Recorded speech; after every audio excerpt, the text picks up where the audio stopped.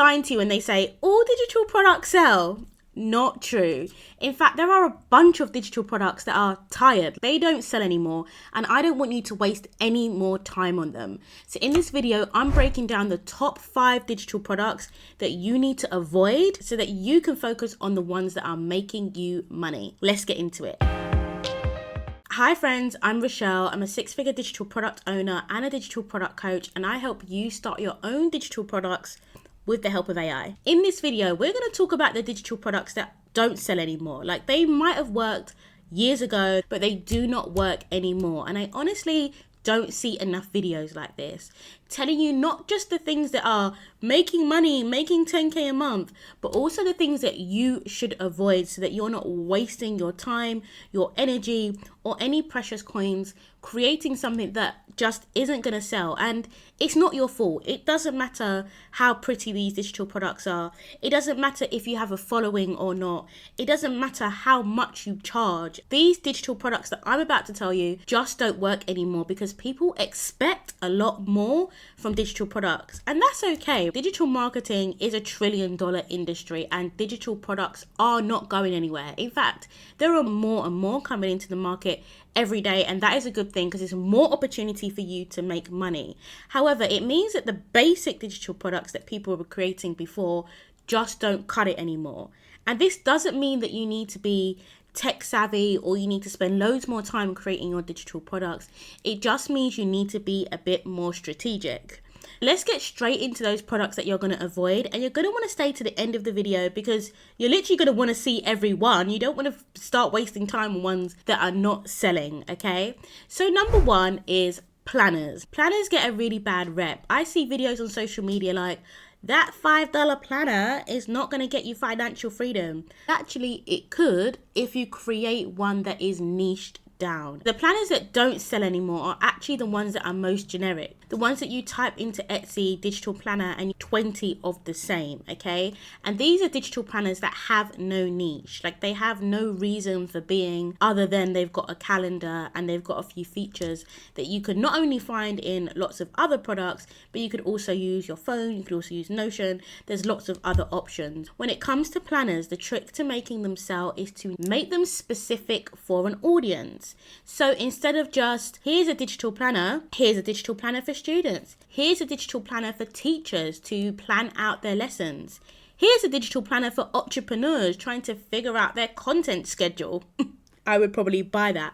If you are thinking of selling them, there are so many PLR templates online, although mine are the prettiest, and you can check out my done for you planners in my description box. Now, I niche mine down already for you. I've got all different types of niches. But if you're creating them from scratch, the best way to niche down a planner is to use very specialist artwork. So all of your visuals on your planner should reflect your niche, and also include trackers, extra resources, exercises that are going to align with your niche audience. So for example, if you're creating a planner for teachers, you should be including in there a lesson plan. You should be including in there a homework tracker. These are things that teachers are going to need. If you've been wanting to sell a planner online, but you're freaked out because everyone tells you that they're not profitable, drop planner in the description. I'm going to help you come up with a great niche for it. Okay? So number 2 is ChatGPT generated ebook. Oh my God, if I see one more social media video that is just get ChatGPT to write you an ebook, chuck it in Canva, and then chuck it online and you're going to make 10K per month, I will actually scream. Because if it was that simple, everybody and their mum, dog, dad, brother, auntie back in Jamaica would be doing the same thing.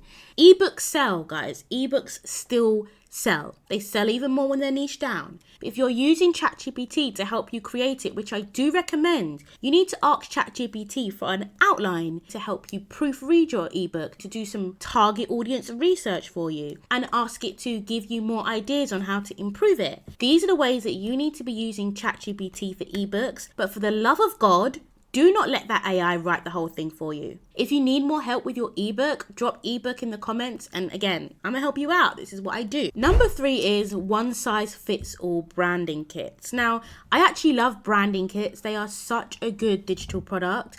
But when they are vague, when they are not targeted towards a niche, when they are just like boho branding kit. Huh? What does boho branding kit mean? If I'm a content creator, I want boho branding kit for YouTubers. If I'm a business owner, I want boho branding kit for business owners. Again, niche down your shit because it works. And when something is so vague, especially something with high competition, it really doesn't appeal to anyone. And another hot tip for a digital product like this that is overdone is how can you add something that makes it even more appealing? I really love when people add like a video tutorial or a customization guide. It's all about how you can get your quite regular digital product to feel quite special. Number 4, done for you Instagram and social media templates. When it comes to Instagram templates, there are so many that if you are just selling a template, you are really missing a trick. You need to level it up and actually start doing done for you content, done for you hooks, done for you captions along with your Instagram templates. People can create templates in Canva themselves. People just take a photo of themselves and write something over it and it becomes an Instagram template. So you need to differentiate and you need to add something that helps that person save time. Okay, last but not least, this is honestly my favorite. So if you've hung around this long, you are a real one. Motivational wall art. Or really, if I'm going to be controversial, any type of wall art. Wall art was my first product when I started selling digital products. And it was not a coincidence that I didn't make any money for 6 months and almost gave up because I was trying to sell printable wall art. And not only that, I was doing the same type of wall art that everybody else is doing. So when it comes to wall art, and especially the motivational quotes, either just completely leave it out because so many other templates, so many other ebooks, so many other mini courses that you could be creating. But if you want to do wall art again, niche it down and make it something that you just can't get everywhere. Okay, so I really love something like a African mythology inspired wall art. Where am I getting that from? I'm not seeing a lot of those, right? So find your unique angle, or better yet, just leave it alone. At this point, I just don't even think it's worth it. Now that I've given you these 5, you're probably thinking, okay, what products actually sell? I've got a video lined up for you that gives you the 3 types of digital products that sell every single time. And on top of that, because you've stayed so long and I love you, there are 300 digital product ideas that do sell in the description box, all personally researched and validated by moi. Okay, love you, bye.